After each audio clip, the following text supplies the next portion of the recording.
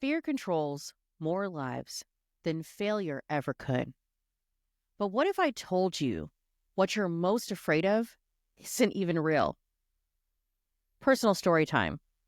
It was 2010, the Great Recession. I had just graduated from college and I was fighting for my life for an entry-level job in California.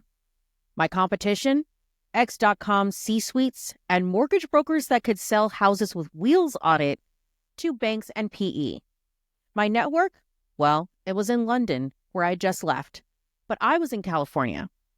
I was offered a place to stay with my friend on the floor of her one-bedroom, two-bedroom convert with a roommate for a few weeks to see if I could get a job in the Big Apple, also known as NYC.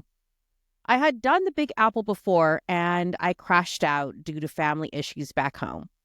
It seemed like I was setting myself up for failure yet again. New York failure 2.0. Oh, and those family issues that I was talking about, they were still at play. But what was the worst case scenario? I got to chill in New York with my friend from high school for a few weeks, and I didn't land a job. Wasn't any worse, really, than where I was currently. No job, no money, in debt, no offers, no opportunities, just in California. So 2 weeks later, I exited JFK with a single suitcase, my last $800 of student loan money, and a dream into a very, very hot concrete jungle of New York.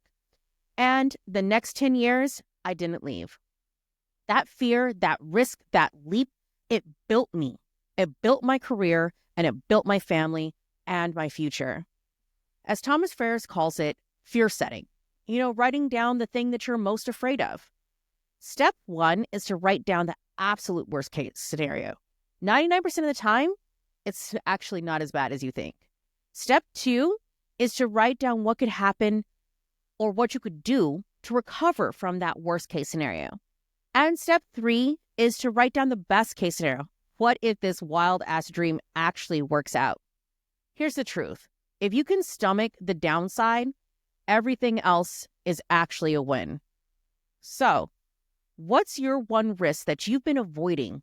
Write it down. Write it down now and map out that worst-case scenario. Now, ask yourself, is that fear really worth staying stuck for?